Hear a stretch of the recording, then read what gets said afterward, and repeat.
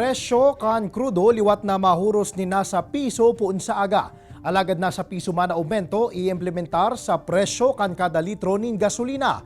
Pirang naghahanap buhay sa tinampo, kanya-kanyang diskarte. Nahalangkaw o kanya-kanyang diskarte sa namuna sa halangkaw man giraray na presyo kan petrolyo. Uyan report ni Jessica Kalinog. Padagos ang paghuros sa presyo kan pirang produktong petrolyo. Sa ikalimang semana, mababa nin 45 sentimo hasta piso asin 20 sentimo ang kada litro ng diesel. Sa kada litro nin kerosene, 50 sentimo hasta 70 sentimo ang ibababa sa presyo. Alagad pag-abot sa gasolina, diwat na makaka-eksperyensya nin aumento sa presyo ang mga motorista.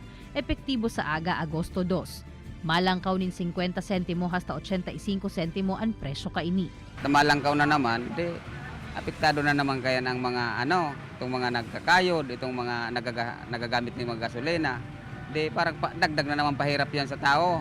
Maapektuhan na naman ang samuyang pagkayod, lalo ngunyan na Agosto, taghirap pati. Madagdag na naman ang konsumo. Syertong limitado na naman ang hiro kan mga motorista. Ang 31 anyos na parataho na siniki natividad kan Bula Camarines Sur, dati nakakaabot sa Nabua asin Iriga City para magtinda. Alagad ngunyan, sa saindang banwaan na sana naglilibot. Minsan, di pa nauubos ang sa iyang paninda. Mataas na kaya gasolina ngayon eh. Lagi kami nalulugi pag sa Dati, 50 mo. Dalos isang daan mo, 2 araw mo na panggamitan. Ngayon, 1 araw na lang. An may sa diriman kan water station na ini sa Naga City. May strategy tanganing makatipid-tipid sa gasolina tuyong may delivery sa saindang mga customer. Tulong lunadan kaya ang pigagamit ninda sa pag-deliver nin tubig sa pagdaraid na barangay kan Kararayan, Del Rosario asin Pacol.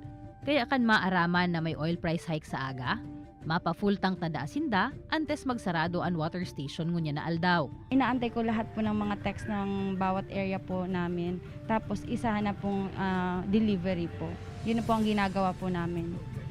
Tapos yung sa panghapon naman na namin, pag-iipon ko din po para isang ikot lang din po.